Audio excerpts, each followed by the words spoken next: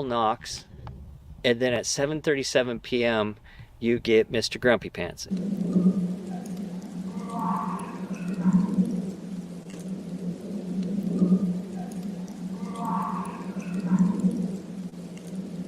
After I reviewed the audio, of course, I went back up there and started looking around. In the recording from Sunday, I heard a lot of branch breaking back here. Bailey led me right in here. This, I'm almost positive, was broken Sunday night. Something broke that. I wouldn't even think anything of it if it wasn't for the recording. In the recording, there's branches being broken.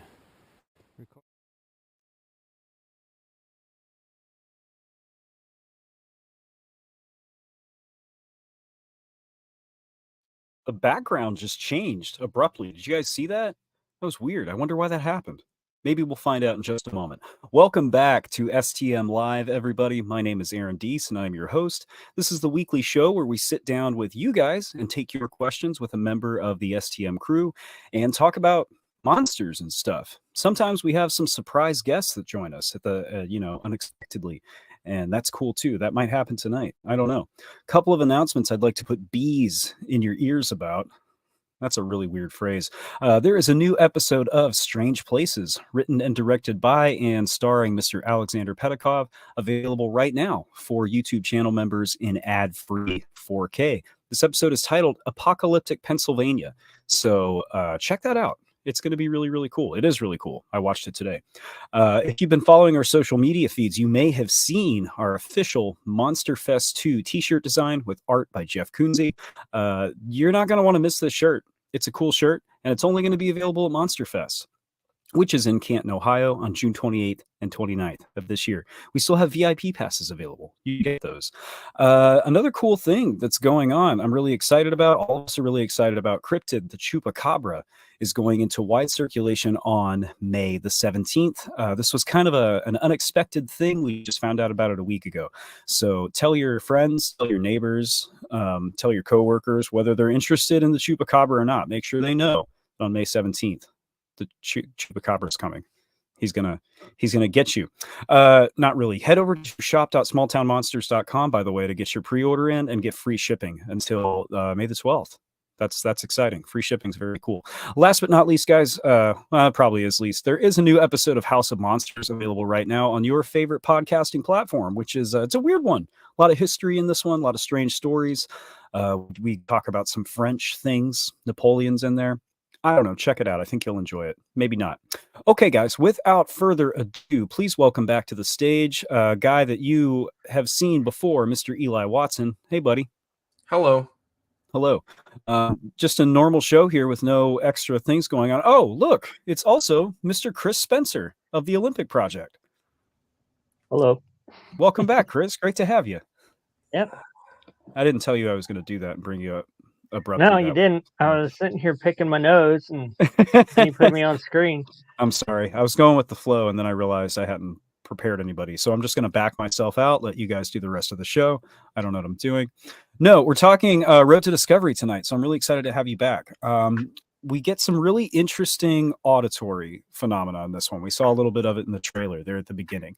So I'm curious to hear from both of you. And before we get some audience questions in tonight, do you think these continued examples of auditory evidence are making more of a case for the existence of Sasquatch? Like, do you think we have more of a factual foundation now than we did a couple of years ago, say? I do. Please explain further. Well, I think more people are recording than ever, and more people are learning the sounds.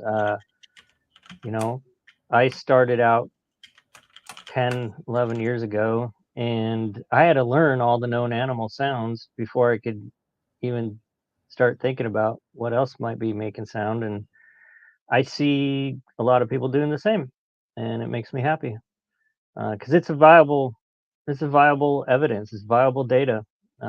Primatologists do it. I've said it before. They track bonobo chimpanzees with audio because the chimpanzees avoid game cameras. Why can't we do that with these guys? So, anyways, it's not going to prove it, but it's another piece of the puzzle when you couple audio with track finds and other experiences. It adds more credence to those experiences.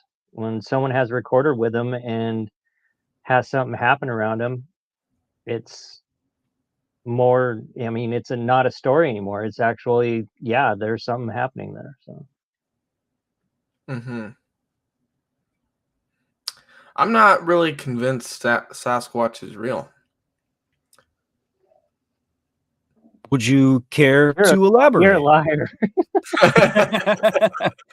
This is also live. I can't take this out, so. Yeah. No, I think Chris hit on some good points there. I don't know.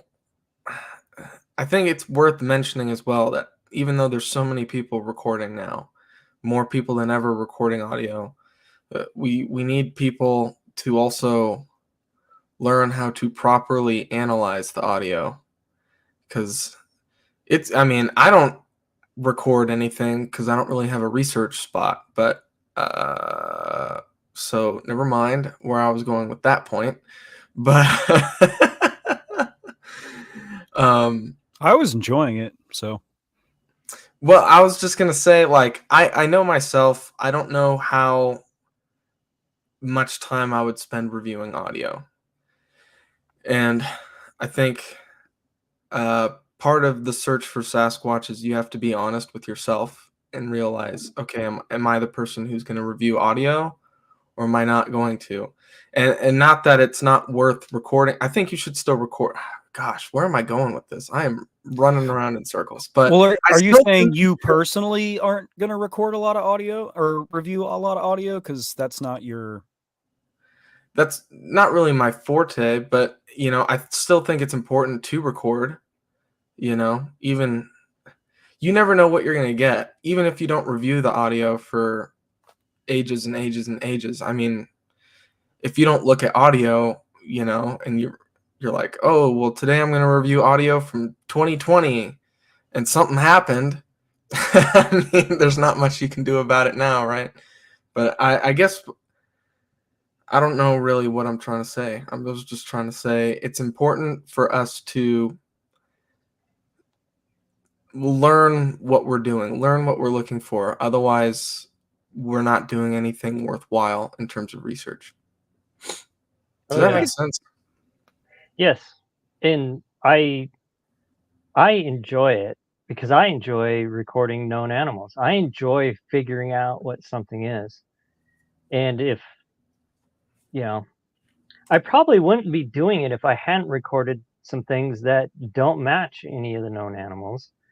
But I still enjoy it. I mean, it keeps me going, and it is true. I mean, there's a lot of confirmation bias out there, and I've been guilty of it. But for whatever reason, when I can't figure something out, I don't let it go. I don't close the door on anything. But you know, certain audio clips, man, you review audio and tell me what it is, because chimp fit is not a known animal, and you don't have to be a rocket scientist to figure that out. I get when people just review audio with their ears. Yeah, everything's going to sound different to everybody, and everything can be a coyote, everything could be this or that. It's the visual aspect that we need to be focusing on, because there is a difference in the signatures. And over the years, I used to send David, when I first started, he probably wanted to kill me, him and Monongahela. I used to send them coyote howls all the time, because coyotes make some crazy calls and they have a wide range. It took me a long time to see the differences in the howls. And even today, now when I hear a howl that I know is our target subject, it does not sound like a coyote at all. And I would say 95%, 99% of what people put out to the general public as Bigfoot calls is probably a coyote when it comes to howls. But anyways, there's more to it too. It's not only visually looking at the audio signature, it's what's going on before it happens after it happens, I think I said in the episode, when they howl, they don't just howl. There's going to be a knock in there somewhere. There's going to be a whoop or something. And when you start looking at those, like everything kind of goes in the ambiguous category for me. I got a lot of, because if it's too far away, you can't tell. I mean, there might be some clues that something's going on in that night that I've reviewed that, yeah, they might be around. I might have gotten some percussives earlier in the night. But if the howl's too far away, I can't rule out a canine. But when you have a close enough piece of audio and you've got knocks with it, it's a multitude of things that build the case that, okay, this is definitely not the known animals. If that makes sense. Well, that factual basis you guys have built to the known animals in the area is something that, I think we lack a lot when it comes to this kind of research. Is, we don't necessarily have that data, or if it's available, we're not using it. Our friend Scott squad member says recording audio is a commitment. It's worthwhile, but it's work too. I know just from watching this show, the work you guys have done to document and analyze all this stuff. Me, it's really inspirational. It actually gets a significant mention in Hunting Grounds, Dogmen of the Lakes, a new book from Small Town Monsters Publishing. Just saying.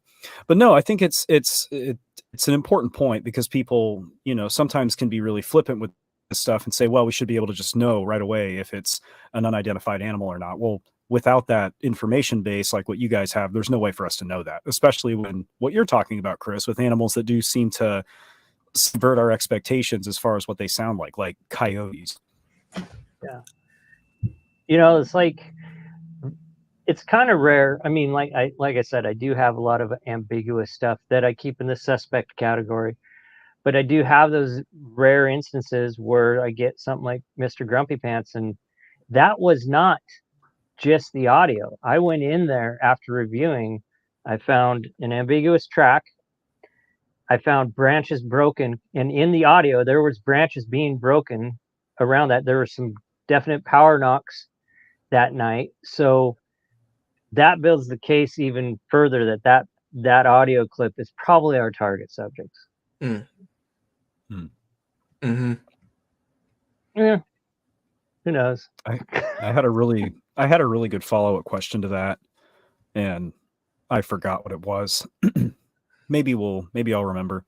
Let's see. We have a question from Crash Course Cryptozoology, our good friend Carrick, who is featured in this most recent episode of House of Monsters from Small Town Monsters Broadcasting Network. Carrick says, a question for Eli. Sorry. In the cases where an audio which, for example, hits hertz levels above known animals or known inhabitant species in general in that area, is there a long-term importance to that? I'd be curious to what both of you guys think about this. Well, I am going to defer to Chris on this one, because that question's a little out of my wheelhouse, I think. So I only understood about 30% of it, but so when I first started recording and talking with David, David and Monongahela are like my mentors. I've learned so much from them. I was constantly bugging David for hertz levels. I was like, there's got to be some specific hertz level that these animals are hitting that the other animals aren't, and it's just not the case.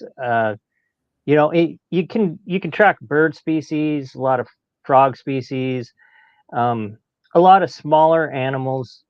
They do a call that does not vary very much, and you can find specific hertz levels for their vocalizations. It's not the case with mammals. I mean, we humans run the same gamut as dogs, coyotes, and guess what? Sasquatch. I mean, if you really pay attention to your spectrogram and watch the hertz levels, guess what? They're going to be in the similar hertz range. I view a window between 0 and 2000. Our target subjects are going to be in there. Well, guess what? So are the owls, so are the humans, so are the coyotes. I will say that our target subjects tend to have, if it's an adult, they have bigger lung capacity, and some of the vocalizations, you can see the power behind them. But I take examples of people I camp with. Like, I have examples of a multitude of really good researchers doing different vocalizations in the woods, close and far from my recorder. And if I didn't know it was them, and I got that in an area that I thought was secluded from humans, I would be putting it in the suspect category, because it looks an awful lot the same. And that's the other key, is when I go camping, I like having a library of everybody I camp with, because I pretty much know everybody's voice anyways now when I hear people doing anything out in the woods. So there are differences, but there's no particular, you're not going to find a specific hertz range that's going to give you any clues to whether it's a Sasquatch or a human. And that, I always say, if you're looking for suspect audio, it's going to sound more human than canine. You're going to know the difference. And a lot of my ambiguous stuff is ambiguous because I can't tell you whether it's human or a Sasquatch. It's either or in many cases. So Really interesting stuff. I feel like we could spend several episodes talking about audio. Well, to add on to that, not that I know anything about hertz levels, but because I use a clip of the Sierra sounds in this episode, and one aspect to that, when it was analyzed by different experts, is they said it would be difficult to hoax for an English speaker, because there's a lot of sounds that don't occur in the English language. So someone like Ron Moorhead, who I don't want to say definitively only knows English, but it would just be difficult to mimic that, or to replicate those sounds. And so even the guy who's quoted in there, oh my goodness, the Navy linguist, I forget his name. Scott Nelson, yeah. Reading Moorhead's book in preparation for the episode, he said that Scott Nelson had actually learned how to speak in that samurai chatter, but wasn't able to replicate the speed at which it went.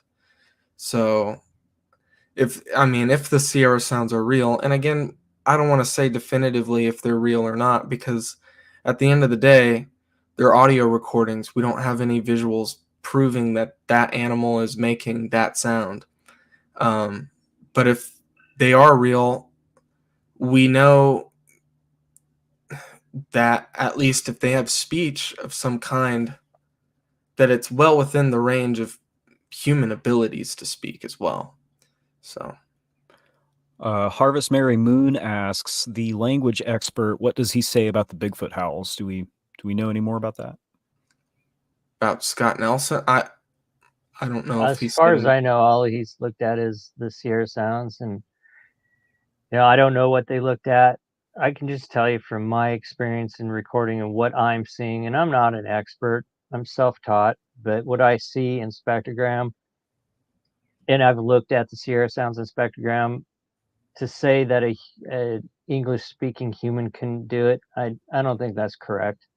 And I don't know who looked at it besides Scott, and I'm not saying that Scott's wrong. But I know back in the 70s, they had quote-unquote supercomputers look at the audio, which I think was for the damn TV show. Excuse my French. But we get so many per show. You're fine. When you're looking at the audio in spectrogram, a human could do it. And I, in fact, know someone who can mimic it. I go out with people who mimic the stuff. And it looks very similar and almost the same. So to say that no human couldn't have done the Sierra sounds, I wouldn't go that far. I wasn't saying that's what they said. I was saying that it would be difficult. There are non-English sounds, like right. In different languages, they have different sounds that don't occur in English. And they said it would be difficult for someone who's only grown up speaking English to do those sounds. But not that it would be impossible. It would be difficult, but again, it just supports your claim, though, that it is well within human ability to make those sounds. There's no sounds in the Sierra sounds that were outside the range of human vocals by any means. So, because we are capable of making a wide array of sounds, and especially once you get out of the English language, the sounds that people make to make words become infinitely more complicated. Not that English isn't a complicated language. They say English is one of the hardest languages to learn. Yeah. It like breaks a lot of its own rules, and we borrow from a lot of other languages. Yeah. It's weird. Remember that guy from Spaceballs? The Police Academy movies? He made all those noises. Oh yeah. Yeah. I thought that was a cool reference. Sorry. I haven't seen Spaceballs. It's one of my favorites. It's so good. Speaking of audio, I am seeing some comments that we're having some audio issues tonight. The only thing that might fix that is if we could restart the entire internet. So apologies if you're getting some feedback on here. Hopefully the recording is good. We'll find out. Let's change gear here for a second, because you guys have looked at other evidence, over the course of this project, and I'm really interested in this bone stuff. So the analysis of, bones and what potentially these things might eat, can we talk about that? Because that's something that's been coming up lately. Sure. Yeah, I mean, the bone stuff is really cool. I thought this when I interviewed him, and I thought it again when I edited his interview. I feel like that's a very under-researched aspect of this whole phenomenon. Because Gerald's a very knowledgeable person, and when he breaks down, and I mean, I condensed it for the episode, but he went on for a very long time explaining the different marks that different animals leave on carcasses and on bones that they chew. And then he even brought examples of what, bear bites look like and what mountain lion bites look like. And then you see the bites on the bones that aren't any of those things, and it straight up looks like a gigantic human tooth bit into this bone. I mean, that's pretty incredible. And, over the course of so many years, I think he's only found 3 or 4 sets of bones that have those marks. I mean, 3 or 4 sounds like a lot, but when you consider that it's years of time, yeah, I think it's pretty incredible. But I mean, if people were to look for that kind of stuff in different places where there are Sasquatch reports, I mean, what other information could you gather about what these things are doing? Because I mean, that's one of those things I've seen bones out in the woods before, and I don't even think twice. I don't even look at them. You're just like, it's a bone, you know. When it didn't. You kind of touched on it in the episode, but when I first started taking Gerald out there with me, the area at the time there was an overpopulation of elk, so you had a lot of winter kills or elk die off. But the year before, it was cool having Gerald. He taught me a lot about bones. By the way, Gerald has a bachelor's in wildlife biology, so it's not that he did go to college, and he has some knowledge about what he's talking about.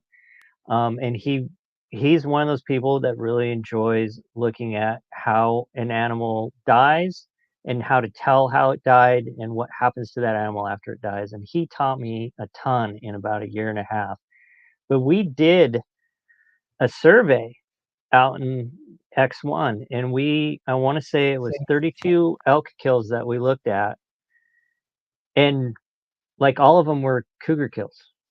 There had been a cat in there the year before, and what was interesting to me is you always think that the cougar's going to take the youngest or the oldest, the sickly. No, they were mainly killing like 3 or 4 year old elk. I mean, healthy elk. and he actually, I lost it, but he had a sheet that broke down when elk's bones knit as they age. So you can actually age an elk by the bones where they knit over time. As you get older, there's joints in your bones that will solidify, and you can tell an age of an animal from that. And he had actually a sheet for elk, so we were able to age most of the elk we looked at. And I think there was one that was, we kind of agreed that it was probably a cougar kill, that was a little weird in its position and where it was at. But the majority of the elk we looked at, the 28 that were cougar kills, the other 4 were just old, very old elk that probably died of hoof rot or some other disease, old age in the wintertime. And you could tell when a bear, usually you could tell when a bear got into a kill, because like Gerald said, they just chewed on it like your canine would, and just stuff would be scattered if a bear got into it. But the cougar kills were interesting. A lot of times what we'd do, we'd find one bone, and then we would just start radial searching, and usually within 30 to 50 feet we'd find the rest of the bones, and they would be partially buried because cats usually bury their bones, and we'd be able to dig up the vertebrae and the ribs. Usually the skull would be somewhere nearby. But yeah, it was kind of eye-opening to me that when you're walking around the woods, at least here in the Northwest, we have a lot of undergrowth. We have ground blackberry and grasses and stuff that will just grow over the top of stuff very quickly. But if you find one bone and you just do a radial search, and you can find the rest of the animal. It won't be completely miles away. The animal's there. I just went on a tangent. Sorry. No, it was really interesting. That's the whole point of the show. If you guys don't say stuff, and we're going to be staring at each other for the next 30 odd minutes. Interesting follow-up question from Carrick on that one. It'd be interesting to conduct a search for those types of bite marks, cast them in plaster if possible, and compare them once they can be held and observed.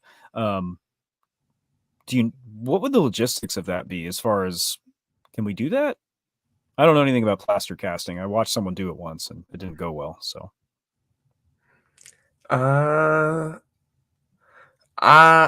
let's see. I mean, you could,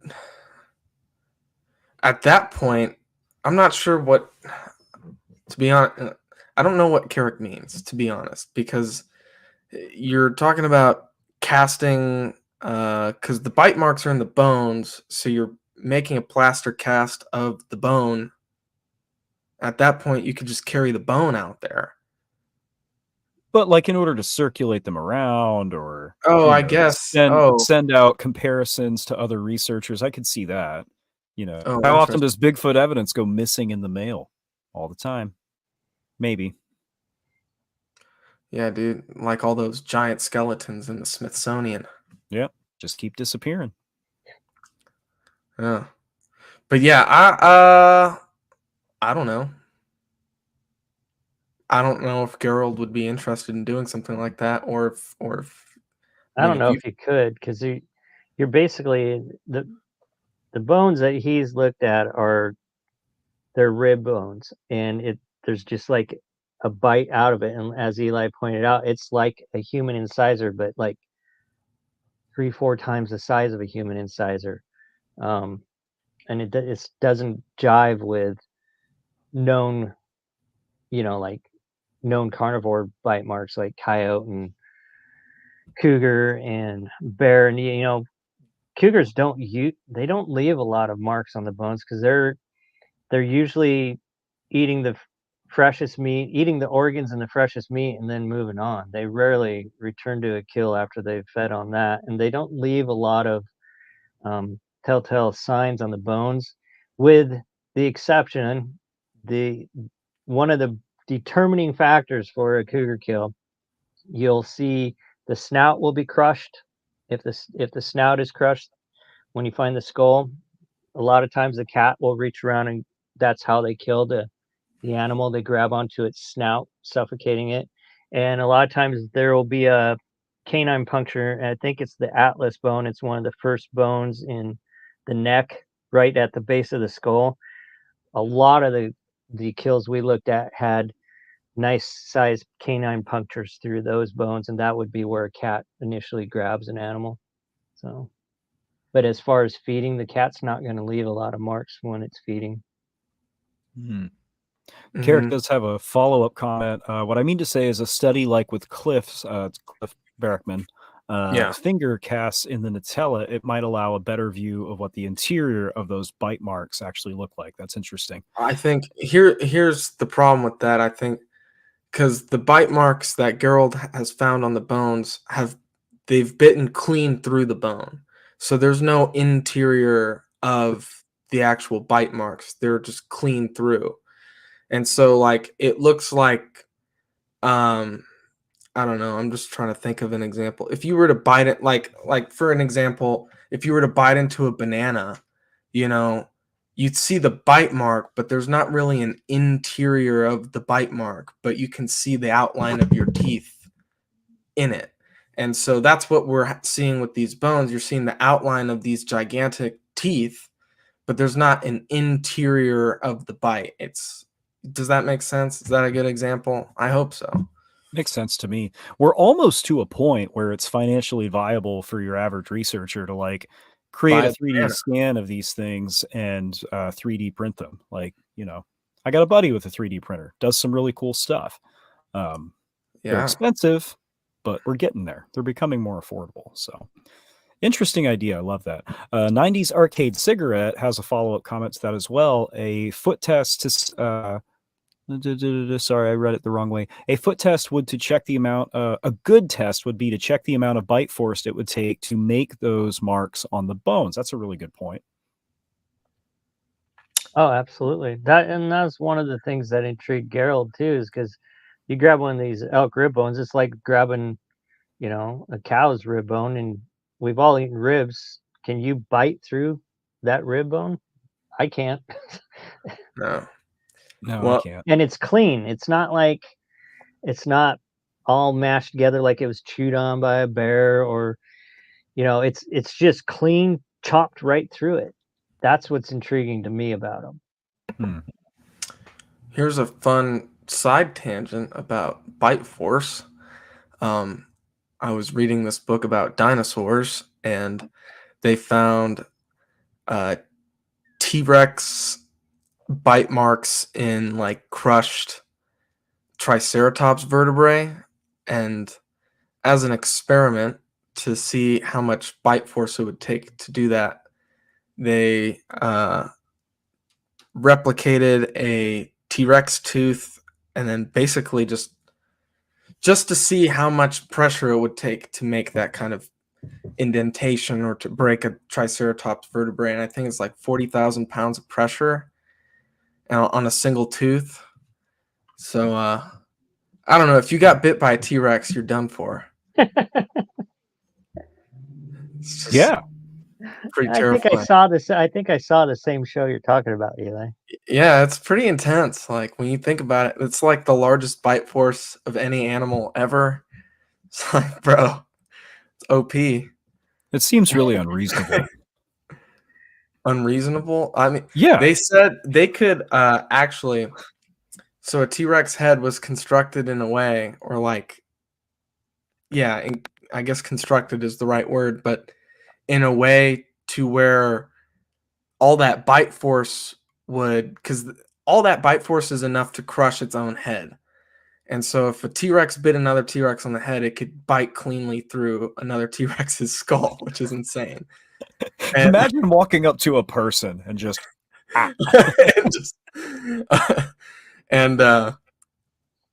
but their heads were built in a way so that when they bit down on stuff, all that bite force would disperse evenly, and so their heads would not fracture when they bit onto stuff. There's all kinds of science about that, and I'm not super well versed on it. You know more than I do, as you just demonstrated. I read a book. So makes me an expert. I read a book. You should read books. That's good. Mm-hmm. A lot of people don't. I was reflecting the other day on how long it's been since I read a book from start to finish, and I got really depressed about it. So don't be like me and read books, kids. We're going to come away from the evidence for just a second here. Fun question from DJ Mark. Hi, all. Question for Eli. As a fellow guitar player, did you write/play the intro music to the series? I'd be lying if I said I haven't been learning it. Really enjoy the music. Oh, that's cool. Well, thank you, DJ Mark. Sorry to burst the bubble. I did not write or play the majority of the music in this series, and definitely not the intro sequence.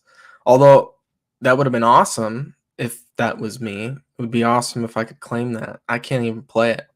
But DJ Mark can. DJ Mark can, and he'll have to teach me.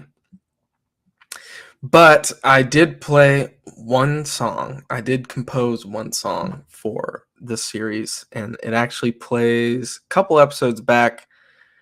And it was focused on Shane and his experience at Mount Hood. And there's a song that's playing underneath all that. And that's a song that I wrote and played and recorded because I couldn't find a song that matched the mood I wanted. So I just did it. That's such a Da Vinci move. Like, I guess. They don't make the machine that I want. I thought about, before the first episode came out, I really wanted to make the soundtrack for this whole series, but I am not skilled enough in the guitar arts to do that. Not yet. Maybe the next series. I could see it. I see it happening. Yeah. No, very cool.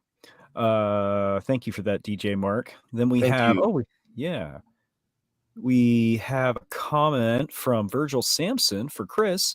Hi, Chris. I was with you last August on the Olympic Project site when the trackway was found behind the shop. They casted 6 tracks out of 15. So we have a fellow researcher in Chris's neck of the woods. There were only 8. That's okay. Well, 8. There were 8. Yeah. That's covered. That's covered, I think, in the 5th episode of this series. Yeah. Well, there we go. Yeah. So we get into all of that, and I filmed Chris actually casting the last one. And yeah, it's pretty neat. That whole situation was pretty cool. Very cool. So check out episode Virgil. 5. Glad you were there, Virgil. Good to see you, Virgil. That was a cool camp out. I always love it when people from the show they're in the audience all of a sudden, and I wasn't expecting them. I get all excited. I don't know what to say. It's like seeing Bigfoot. Michael Tovar asks, thoughts about seeing X's in the woods. Could these be really territorial markers, or just assumptions Sasquatch possibly do, or people hoaxing? Now, what do we think about that, guys? That's a good question. Here we go. So, I used to think there might be something to it. Now I lean towards more human and a lot of times just plain weather. You know, here in the Northwest, you go into an alder patch or a marsh, and those trees break all the time. They have limbs that break off and fall, and a lot of times they'll fall in an X. And I'm not going to say that it couldn't be something, but today I'm more on board with it being either human creation or just plain weather. I'm with Chris in a lot there. I think weather, especially when it comes to Bigfooting, you have a lot of people who are looking for Bigfoot. They don't have a whole lot of experience in the woods, and then they see an X, and really what it is what they don't understand is that the forest is a living place, and so things are constantly dying and falling and falling apart. Like trees aren't just this thing that sprout up in the woods and stay there forever. Some trees are, like the sequoias, or what they say, those are hundreds of years old.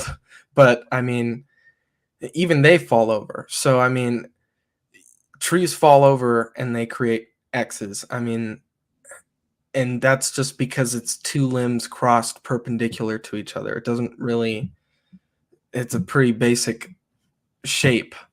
So I don't put a whole lot of stock into Bigfoot making these X's as territorial markers or whatnot. I will say the most suspicious things I've seen in terms of X's was in Colorado, and I've heard people saying they found similar things, but these trees were uprooted and stuck into the ground upside down. And I mean, we're talking fairly sizable, like 12-foot tall trees, you know. So pulled up. It looked like it had been pulled up out of the ground and then stuck back into the ground upside down, so that the roots, which were still attached, were up in the air. And those were made into X's. It was two purposefully planted and put across. A person might be able to do that and not, not thinking caveman status here. They just ripped it out of the ground. They might have brought a tractor out. I don't know. But that's probably the weirdest thing I've seen in terms of, I don't really know what did that or why. But that's my 2 cents. Very interesting. A lot of people don't know this. Area X1, I named that because when I first went in there, I found what we're talking about. Trees in an X between some other trees. And for a long time, I was hoping that was a thing. But over the years, I've never seen it anywhere else. What I have seen is loggers with their backhoes with the grips, moving stuff around and doing things like that. And where I found the X that I named X1 after was right next to the logging room. So I would expect, I'm here in Washington. I'm kind of tracking 2 areas right now. I know of about 6 areas where there are groups in, and I've never found anything like an X in those areas. And I am absolutely positive our target subjects are in those areas. So if it was a thing, I would expect to find it more, and I would expect to find it in the areas that I'm concentrating my efforts in, and I don't. Michael agrees with you guys and says, my thoughts too, and agree. Think people watching Bigfoot shows and think they are related, or people purposely doing it, like Chris or Eli said, weather created. So yeah, interesting stuff.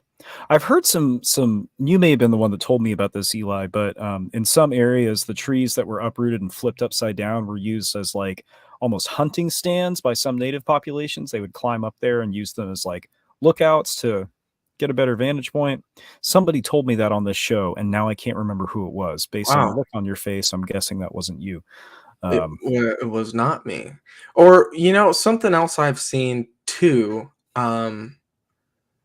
which when I first saw it, I thought was like, that's weird. But I think there's a pretty easy explanation for it. But when I went to Nebraska, I was shown these trees that had what it looked like they had been pulled over, and then something was on top of them holding them down.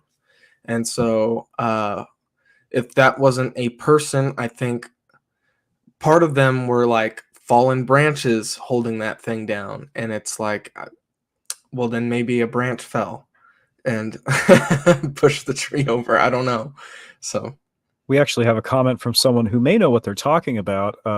Rebecca Slick says that was used in Alaska by the native tribes for hunting whales at high tide. Okay, very cool. Very cool. Wow.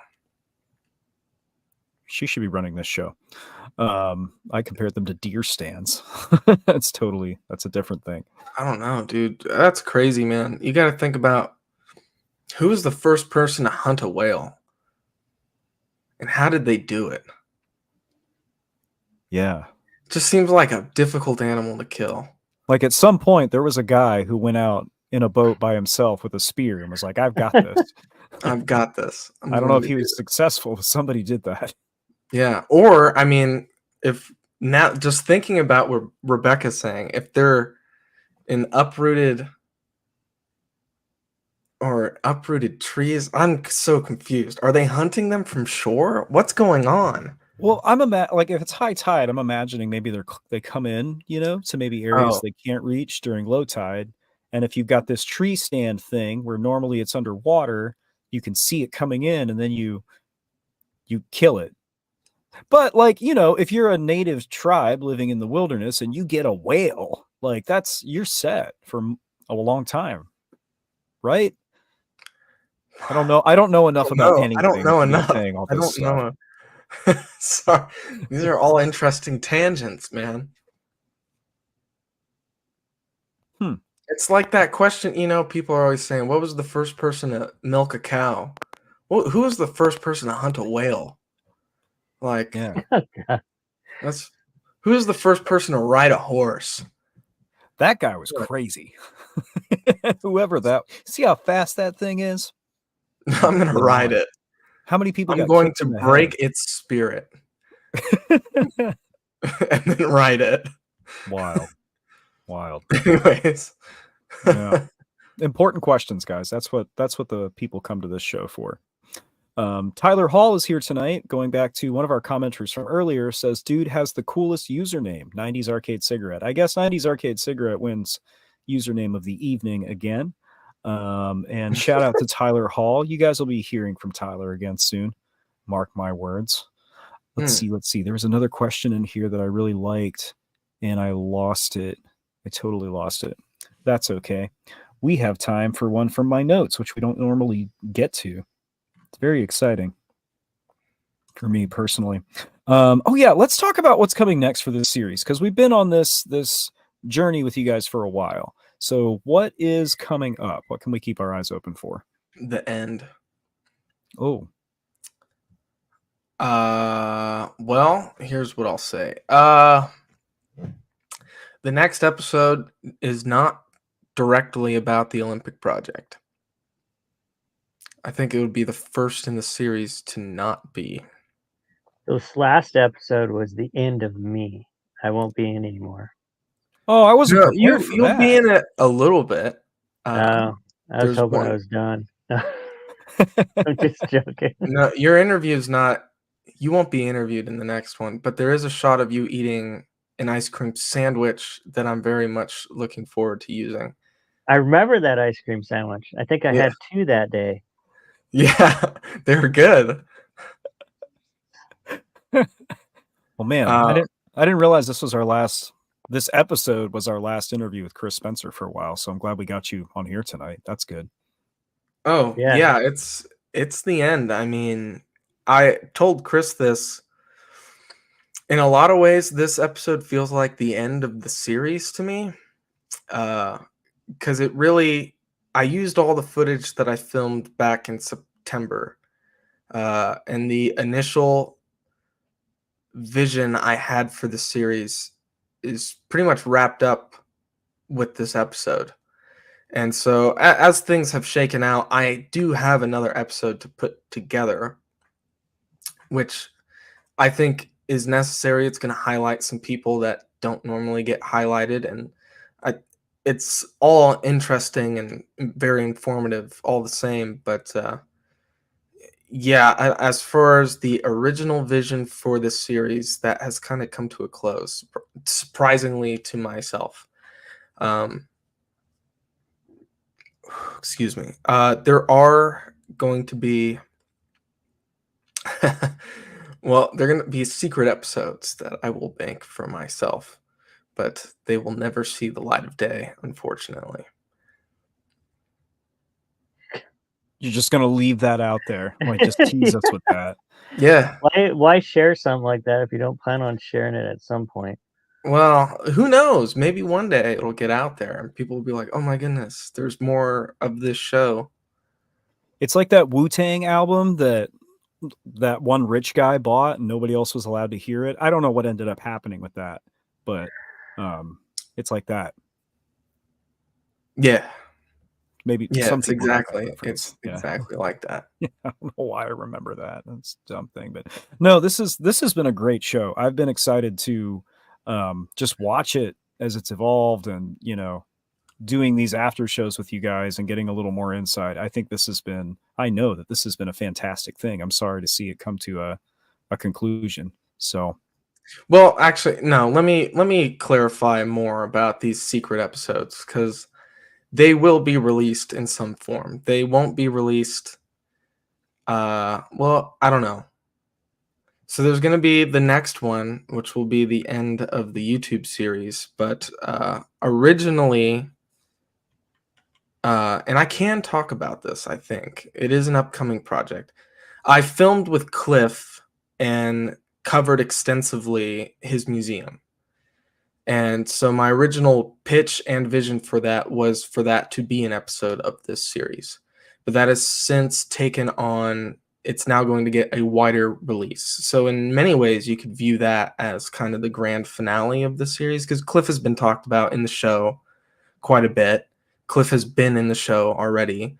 But I think I'm not sure if it's going to have like the same introduction, like with the music and the theme music and all that, or if I'm going to be mandated to change that to separate it from the series.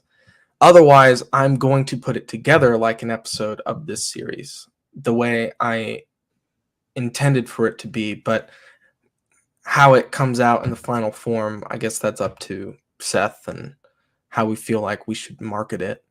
And then the other one, I can't say too much.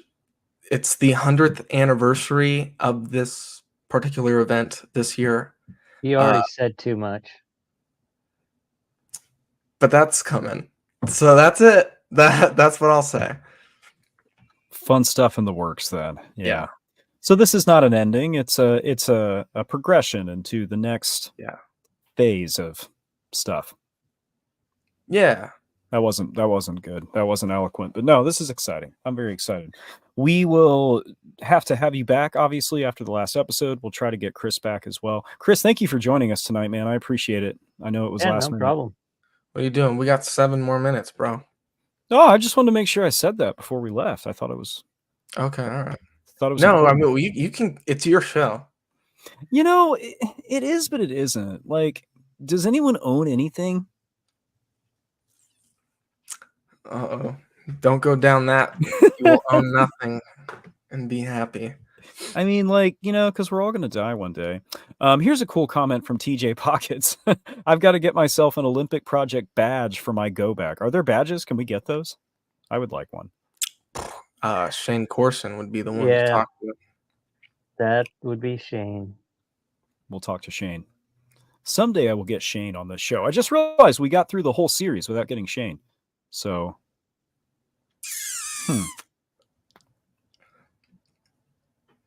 dang. Who knows what may happen next time? Yeah, you never know. You never know. I'm gonna make some calls. No, well, folks. Oh no! Please. I was just gonna say I'm really grateful that Eli did this because it highlights what we do. And this last episode kind of meant a lot to me because X1, where I started, I have a lot of fond memories. Did a lot of cool stuff with people like Gerald and Ryan, my son, and other friends, and Rebecca was in there with me before we stopped going in there and stuff. So I enjoyed that Eli was able to put something together with it.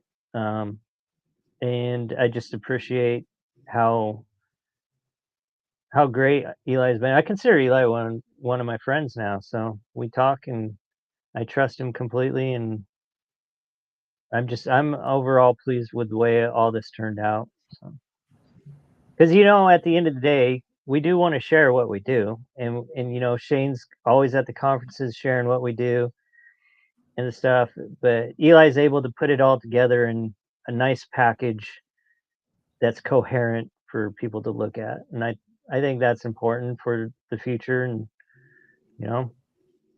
there we go. Thanks, Eli. Thank you, Eli. Well, I thanks, agree. Chris. It means a lot to me that people like it so much. I talked about this a little bit before, but going into this project, I was in a pretty rough spot mentally, work-wise, and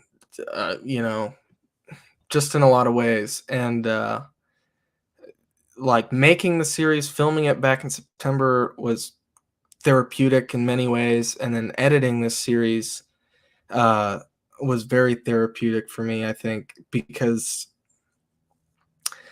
I'm just like so sick of like everything's a freaking ad. Everything's an advertisement, and I'm so sick of that. And I was like, I'm going, and I feel bad because making all the titles very clickbaity for this series was an intentional decision on multiple people's parts involved at STM, including myself. And the true irony of that is not only did I choose to make titles clickbaity, but I also chose to make the show itself as anti-clickbait, anti-dramatic as possible. And to me, it makes me really happy. I think I set out to create something that was just, I don't know, man. I was tired of trying to manufacture something, and I instead wanted to focus solely on telling something that meant something to me. And, that trip out in September with all the Olympic Project guys, we grew really, really close over that. And I think I spoke openly about my life with people I was filming with in a way that I hadn't before on any other shoot. And I don't know if will ever happen again. And I think we really bonded, and I think it really shows in the series that they completely trusted me, and I, with everything that they told me and revealed on camera and to put together into a show, and I completely trusted them with some of the things that I told them about myself and my life. And now I have lifelong friends from that, or at least I hope so. So yeah, I mean, really, and I mean this when I say it, this whole show is probably the most personal thing I've ever made. And in my opinion, my favorite thing I've ever made. And so it means a lot for me when people say they like it. So, and so anyways, at the behest of my girlfriend, I've been obliged to show what I have created. So I went to the Lego store and I made this little person, and he is custom printed. So on the back, he's actually got an OP.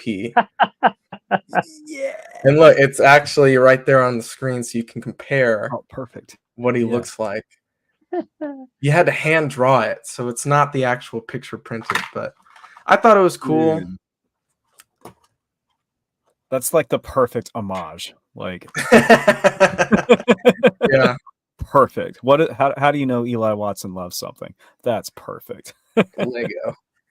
Yeah, I know just from watching like the comments on this show and on the videos themselves that like people love this series. I think it's gonna continue to be rewatched and be talked about for a very long time. So heck of a job, guys.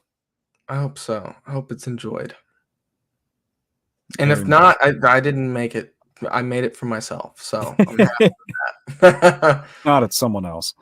No, it's a stellar production.